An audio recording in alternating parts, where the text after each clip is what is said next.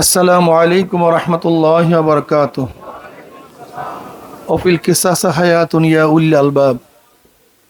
সবাই দুরূদ শরীফ আল্লাহুম্মা সাল্লি আলা সাইয়্যিদিনা ওয়া নাবিয়িনা। যারা আমাদের থেকে বিদায় হয়ে গেছেন, যাদেরকে মেরে ফেলা হয়েছে, আমরা তাদের রুহের মাগফিরাতের জন্য একবার সূরা ফাতিহা, তিনবার সূরা ইখলাস পড়ি। আউযু বিল্লাহি মিনাশ শাইতানির আমার সামনে উপস্থিত ভাইয়েরা, আমরা যে ভূখণ্ডের মধ্যে দাঁড়িয়ে আছি, এই ভূখণ্ডের ইতিহাস সম্পর্কে কম বেশি আমরা সবাই জানি। আপনারা জানেন এদেশে মুসলমানের আগমন কিভাবে হয়েছিল। রাজা দাহিরের জলদস্যু কর্তৃক এক মুসলিম, শুধু একজন মুসলিম মেয়েকে শ্লীলতাহানি করার কারণে, অপমান অপদস্থ করার কারণে, অসম্মানিত করার কারণে ইরাক থেকে মোহাম্মদ বিন কাসিমের নেতৃত্বে মাত্র ৫,০০০ সৈন্য নিয়ে ১৭ বছরের যুবক মোহাম্মদ বিন কাসিম,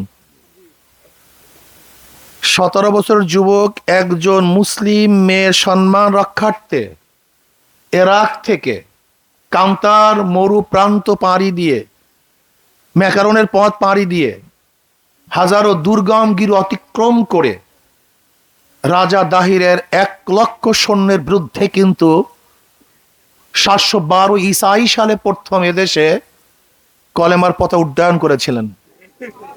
কয়জন মুসলিমের জন্য? শুধু একজন মুসলিমের জন্য। সেখান থেকে শুরু করে দীর্ঘদিন পর্যন্ত মুসলমান এদেশের শাসক ছিল। ১-২ দিন নয়, বহুত দিন। আমাদের মুসলিম মুনাফেকদের কারণেই, এই মুসলিম মুনাফেকদের কারণেই ব্রিটিশ ২০০ বছর এদের শোষণ করেছে, শাসন করে নেই, নির্যাতন করেছে, অত্যাচার করেছে।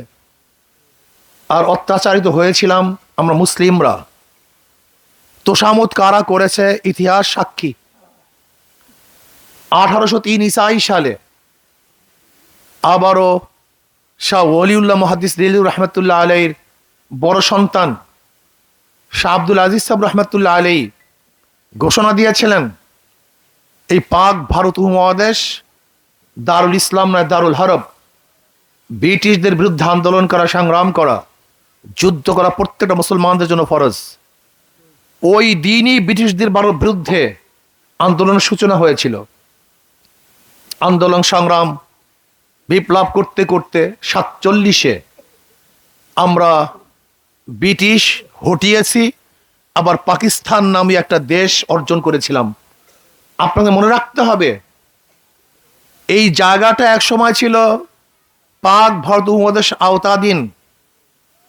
একমাত্র মুসলমানদের কারণেই ৪৭-এ, একমাত্র মুসলমানদের কারণেই, আন্দোলনের কারণেই, তাদের রক্ত ত্যাগের ভিত্তিতেই এই দেশ আমরাই স্বাধীন করেছিলাম, অন্য কেউ না। পাকিস্তান শুধু আমরাই করেছিলাম। এই শেখ সাহেবের ইতিহাস দেখেন, তিনি আন্দোলন করেছিলেন, তিনিও বলেছেন যে আমাদের আলাদা রাষ্ট্র ব্যতীত মুসলমানদের আর কোনো উপায় নাই। শুধু মুসলমানদের নিরাপত্তার কারণেই, শান্তিতে থাকার কারণেই ৪৭-এ বিশাল এক কান্ট্রি থেকে আলাদা হয়ে আমরা পাকিস্তান করেছিলাম। পাকিস্তানের ২টা অংশ, পশ্চিম পাকিস্তান, পূর্ব পাকিস্তান। এই ২ অংশের মধ্যে ব্যবধান ১৭০০ কিলোমিটার। এই ১৭০০ কিলোমিটার দূরত্ব অবস্থায় ২টা দেশ একই নামে ইন্ডিয়ার থেকে, ভারত থেকে আলাদা হওয়ার কি কারণ ছিল? ভৌগোলিক কোনো কারণ নয়, ঋতুর কোনো কারণ নয়, ভাষার কোনো কারণ নয়, শুধু একটাই কারণ, দ্বিতীয় কোনো কারণ নেই। ওরাও সংখ্যাগরিষ্ঠ মুসলমান, আমরাও সংখ্যাগরিষ্ঠ মুসলমান, কাজে দেশ মুসলমানদের।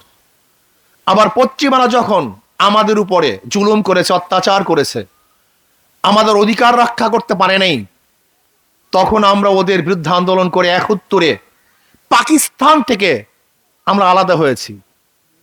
প্রথম আলাদা হয়েছিলাম ৪৭-এ ভারত থেকে, এরপরে ৭১-এ আমরা আলাদা হয়েছি পাকিস্তান থেকে, একই পাকিস্তান ছিল, সেখান থেকে আলাদা হয়ে স্বাধীন আমরা বাংলাদেশ করেছি। এই বাংলাদেশের জনগণ সংখ্যাগরিষ্ঠ মুসলমান বিধায়ী এই দেশ আলাদা হয়েছিল ভারত থেকে। 47 যদি দেশ ভারত থেকে আলাদা না হতো, কিয়ামত পর্যন্ত চিল্লাতে পারতেন, বাংলাদেশ নামে কোনো ভূখণ্ড অর্জন করতে পারতেন না। কিয়ামত পর্যন্ত আলোচনা করতে পারতেন, আলাদা হতে পারতেন না, স্বাধীন হতে পারতেন না। আপনারা দেখেন না, কাশ্মীর সেখানে সংখ্যাগরিষ্ঠ মুসলমান, কিন্তু স্বাধীন হতে পারছে না। হায়দ্রাবাদ সংখ্যাগরিষ্ঠ মুসলমান, কিন্তু স্বাধীন হতে পারছে না। যদি 47-এ ভারত থেকে আমরা আলাদা না হয়ে ওই প্রস্তাব অনুযায়ী যদি হায়দ্রাবাদ, ওইদিকে পাঞ্জাব, কাশ্মীরকে পাকিস্তানের সাথে এক করে আমাদেরকে যদি আসাম, ত্রিপুরা আর ক্যালকাটার সাথে এক করা হতো, কিয়ামত পর্যন্ত চিল্লাতে পারতেন, বাংলাদেশের স্বপ্ন দেখতে পারতেন না। কাজী এদেশ মুসলমানদের। আপনারা জানেন নওয়াব সলিমুল্লাহ তিনি ইউনিভার্সিটি করার জন্য প্রস্তাব দিয়েছিল 1911 সনে ব্রিটিশদের কাছে, কিন্তু কাঁধের কারণে সেই 21 সনে ইউনিভার্সিটি হয়েছিল।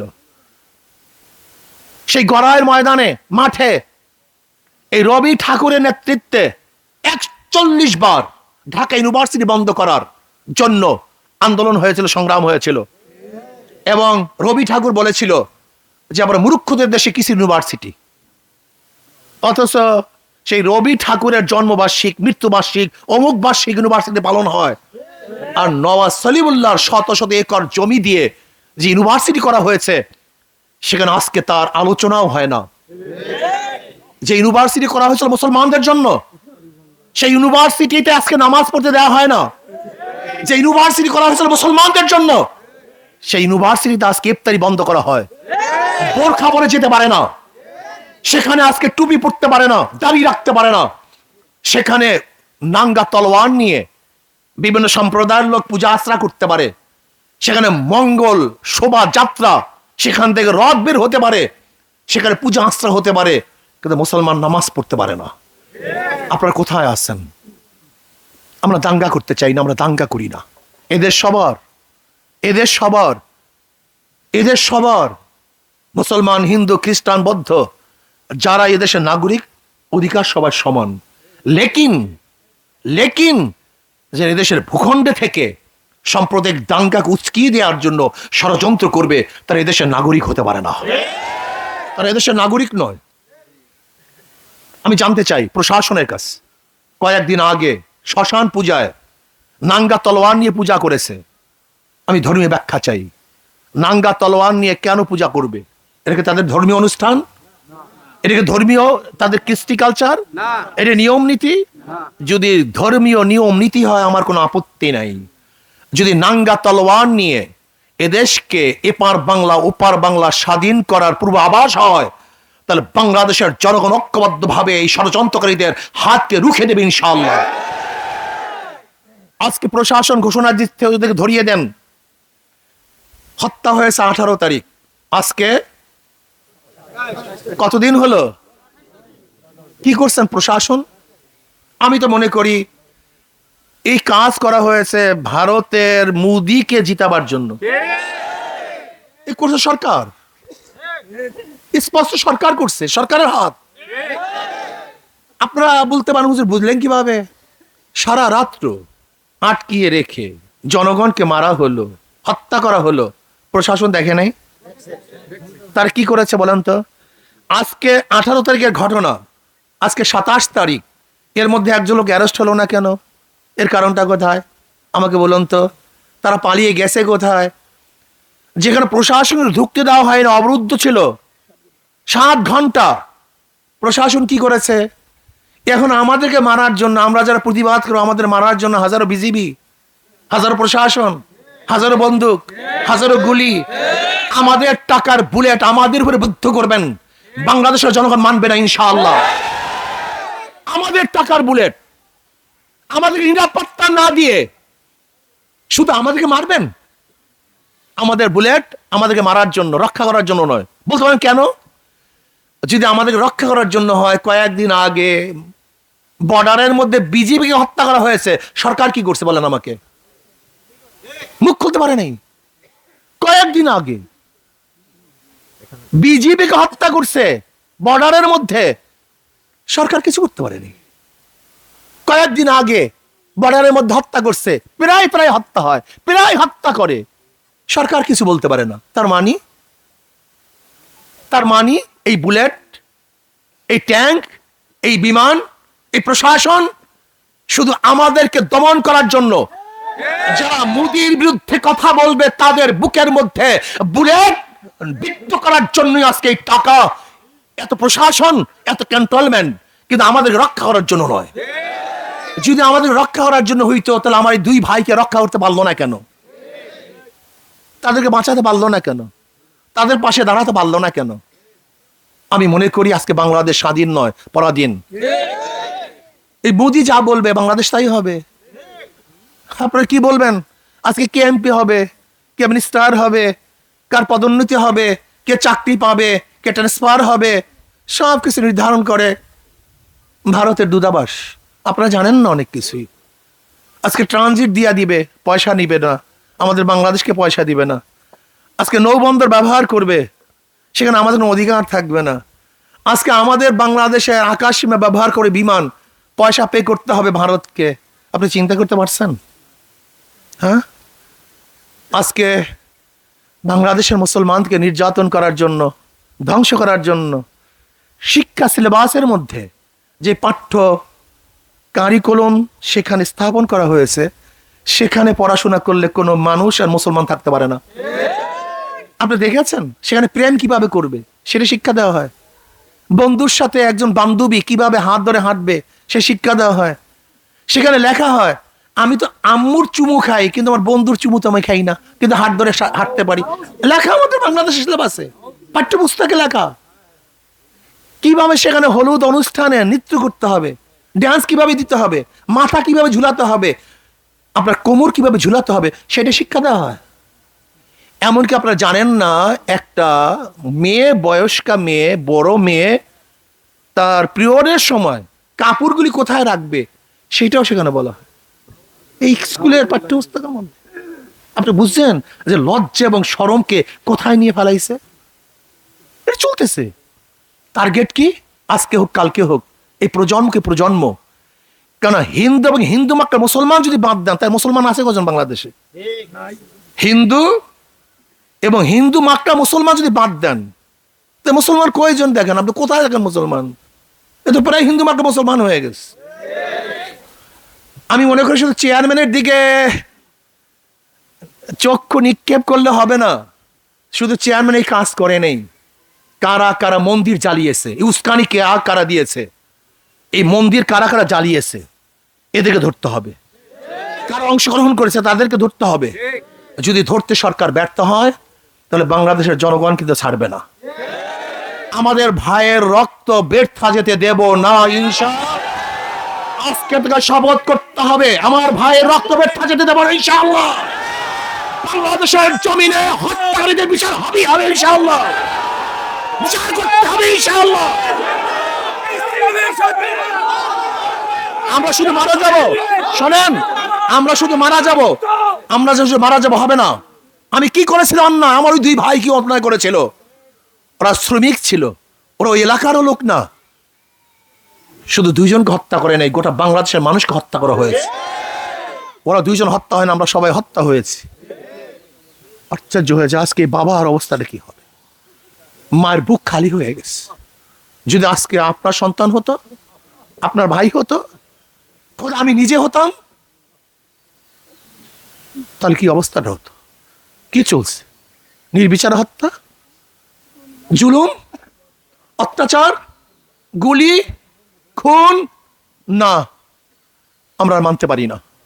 আমরা রাস্তা চাই না, আমরা ব্রিজ চাই না, আমরা উন্নয়ন চাই না, আমরা মানুষের নিরাপত্তা চাই, জান মালের নিরাপত্তা চাই, ইজ্জাত আপনার নিরাপত্তা চাই, আমাদের মেয়েদের নিরাপত্তা চাই।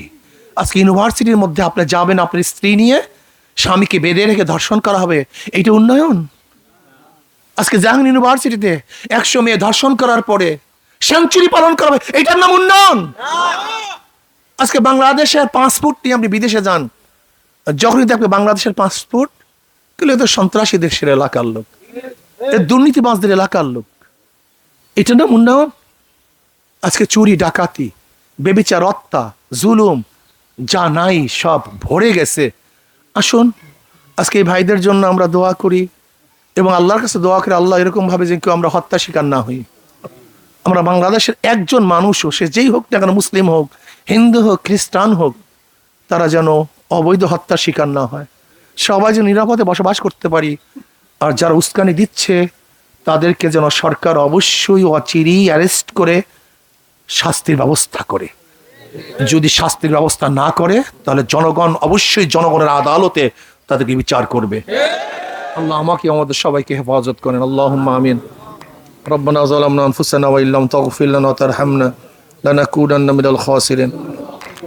রব্বানা আতিনা ফিদ দুনিয়া হাসানাতাও ওয়া ফিল আখিরাতি হাসানাতাও ওয়া কিনা আযাবান নার।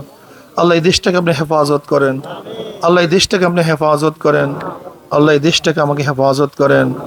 আল্লাহ যাদের সন্তান হারিয়েছে, বাপ মাকে ধৈর্য ধারণ করার তৌফিক দিয়ে দেন। আল্লাহ ওদেরকে আপনি জান্নাতের ব্যবস্থা করে দেন, আল্লাহ ওদেরকে আপনি জান্নাতের ব্যবস্থা করে দেন। যারা আহত হয়েছে জলদি জলদি সুস্থ করে দেন। আল্লাহ দোষীদেরকে শাস্তির ব্যবস্থা করে দেন। আল্লাহ গোটা দুনিয়ার মুমিন মুত্তাকিনা যারা কবরে শুয়ে সবার কবরে আযাবকে মাফ করে দেন। রব্বির হামহুমা কামা রব্বায়ানি সাগীরা। আল্লাহ সবাইকে মাফ করে, রব্বির হামহুমা কামা রব্বায়ানি সাগীরা। ওয়াসাল্লাল্লাহু তাআলা আলা খায়রি খালকি মুহাম্মাদ ওয়া আলিহি ওয়া আসহাবিহি ওয়া আজওয়াজিহি ওয়া আতবাঈহি আজমাইন ওয়ারহামনা মাহুম বিরহমাতিকা ইয়া আরহামার রাহিমিন। আমরা ওনাদের জন্য আমাদের সাধ্য অনুযায়ী আমাদের কিছু হাদিয়া দেওয়ার ব্যবস্থা করছি। যারা মুরব্বী আছে ওনার বাপকেও দেব, ওনার মাকেও দেব, এবং যারা আহত আছে প্রত্যেককে আমরা সাহায্য করবো ইনশাআল্লাহ। আচ্ছা সব